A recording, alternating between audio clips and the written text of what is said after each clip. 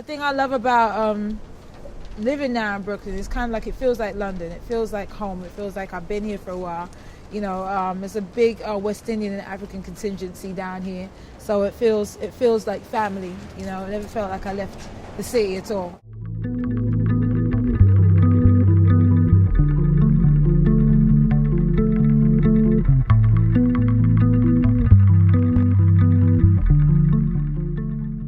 Single girl in Brooklyn, as opposed to a single girl around the world, they equate when you say you live in Brooklyn to you having a certain energy, which to me is kind of like from the whole of London. So imagine saying to someone that you date, yeah, I'm an artist, oh, and I live in Brooklyn. They immediately take you a certain way. And I'm kind of like, well, no, I live right not in the hood in Brooklyn.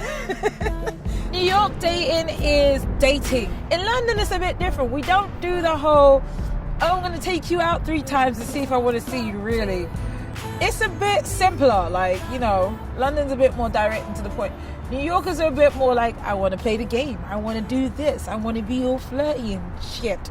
And you never quite know. It took me a while to get used to it. I never quite knew where I stood for the first few times when I went on a few dates. I was kind of like, see my boyfriend, right? And they were like, nah, I'm dating her and her and her.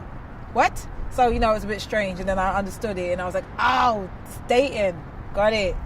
One of my best relationships was with one of my really good friends a while ago. We're still friends now, so it kind of is cool when you can be friends with your exes and things like that. Yeah, friendship is a great basis for being in relationships. Just being cool with people, you know, being cool with the person. A true romance is kind of like a very realistic point of view as far as the album. It's, you know, as far as where I'm at. It's saying I'm happy. It's not light in the arse though. It's not like butterflies and light, because even though you're happy, you know, you still have to live in today, you still have to live in the now, and you're still learning and growing. And that's one thing I kind of pride myself on, or try to consistently be, is open, forgiving of myself, and consistently evolving. You know, this album was a very real album. The influences were very real. I was in the studio crying and you know, it's a mess. But I'm very proud of this piece of work. I'm extremely proud of it.